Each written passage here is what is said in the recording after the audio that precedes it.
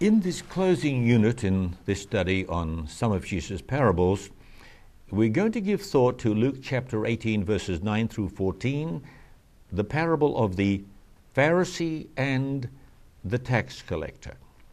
Now, the opening verse of this passage reads as follows: Jesus also told this parable who trusted in themselves that they were righteous and regarded others with contempt.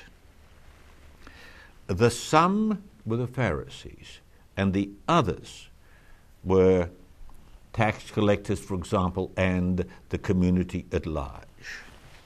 So we're told a Pharisee and a tax collector go up to the temple to pray.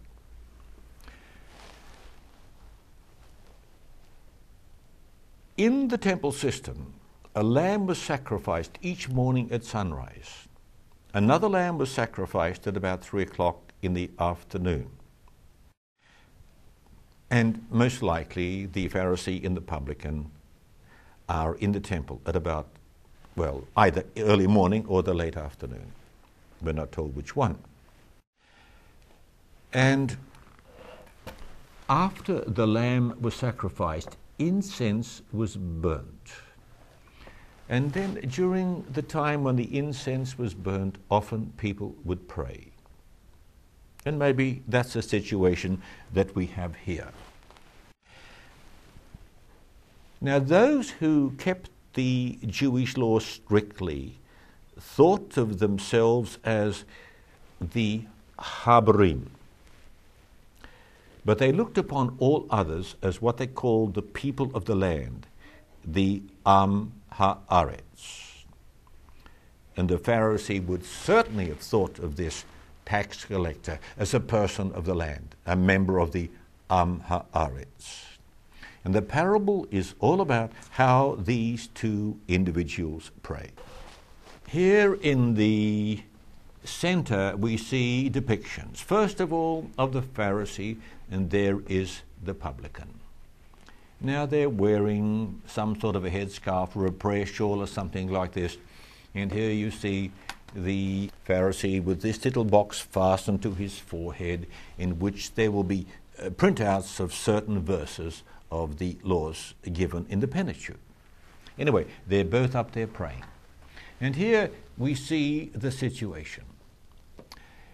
We are looking at the entrance to the temple, and there we see the outside altar, and something's being sacrificed upon that altar.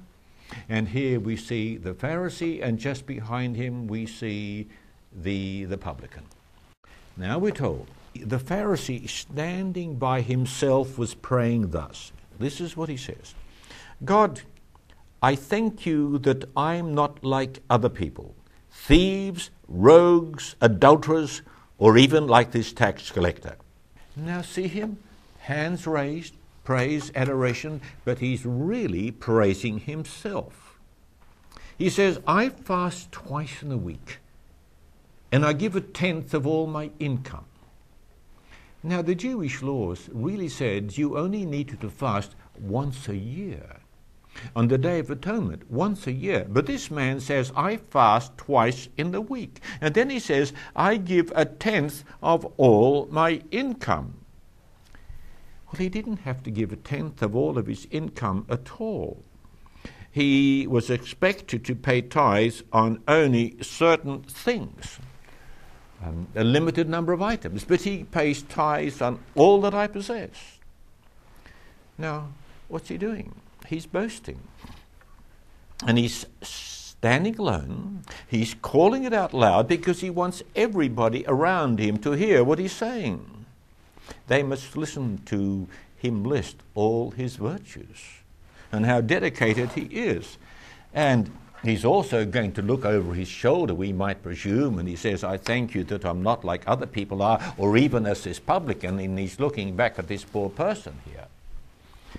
Well, it's been, notice me, God, and pat me on the back and reward me.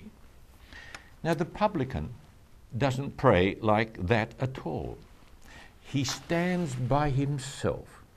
Now, why does he stand by himself? It's not that he thinks he's so special.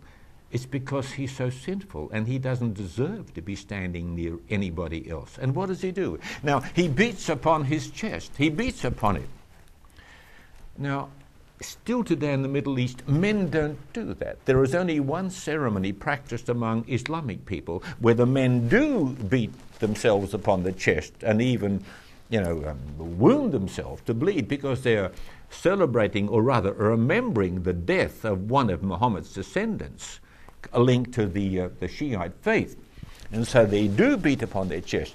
Women will do it. Now, why did they beat upon their chest? Because here you have the heart, and the heart was seen to be the source of evil. So they're kind of saying, they want to control the heart, and please God forgive me for what's going on within my heart.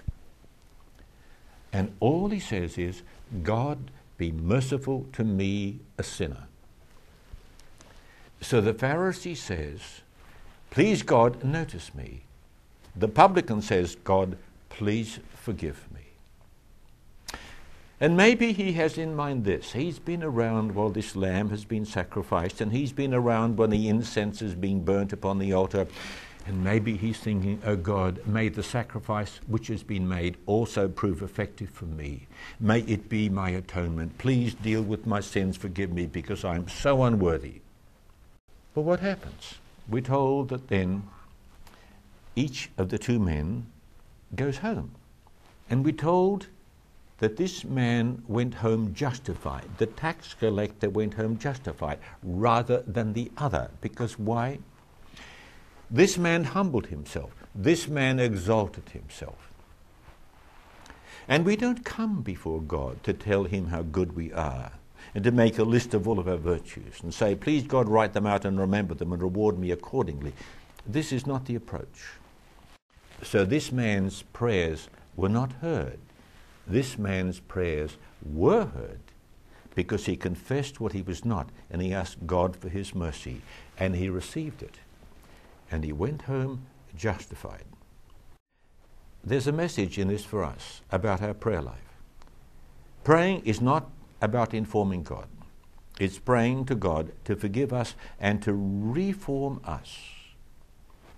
And that also involves then understanding the one who made this mercy possible, who earned salvation through his cross and resurrection. And we're now asking, oh Lord, please empower me to understand the message of his kingdom and to embrace it in my heart and to live it out in my life. So may we find joy in being among those who in our prayers will say to God, God, be merciful to me, a sinner. And may the joy be in knowing this, he's nodding and saying, I have forgiven you. Go in peace.